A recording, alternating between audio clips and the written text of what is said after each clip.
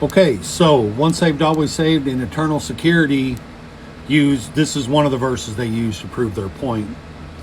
Verses 1 Peter, verses 4 and 5. To obtain an inheritance which is imperishable and undefiled and will not fade away, reserved in heaven for you, who are protected by the power of God through faith for a salvation ready to be revealed in the last time. Those are the two verses that they want to use to support their narrative for once saved, always saved, or eternal security, because they are who are protected by the power of God. How are they protected by the power of God? Through faith. Now let's read a little more. We'll read verse 6. In this you greatly rejoice, even though now for a little while, if necessary, you have been distressed by various trials. Verse 7. So that the proof of your faith, being more precious than gold, which is perishable, even though tested by fire, may be found to result in praise and glory and honor at the revelation of Jesus Christ.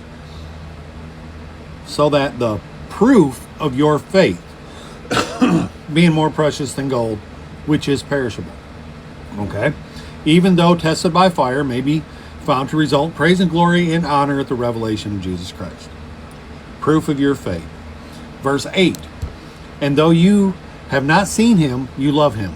And though you do not see him now, but believe in him, you greatly rejoice with joy inexpressibly and full of glory. But believe in him. Believe is another one. Then let's go to verse 9. Obtaining as the outcome of your faith the salvation of souls. Okay. Verse 9. The outcome of your faith.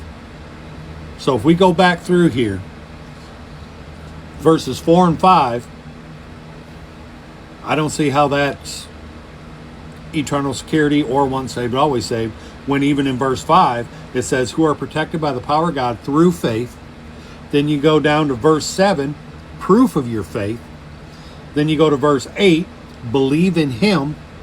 And then verse 9, obtaining as an outcome of your faith the salvation of your souls. The outcome of your faith, the salvation of your souls. What do we got here?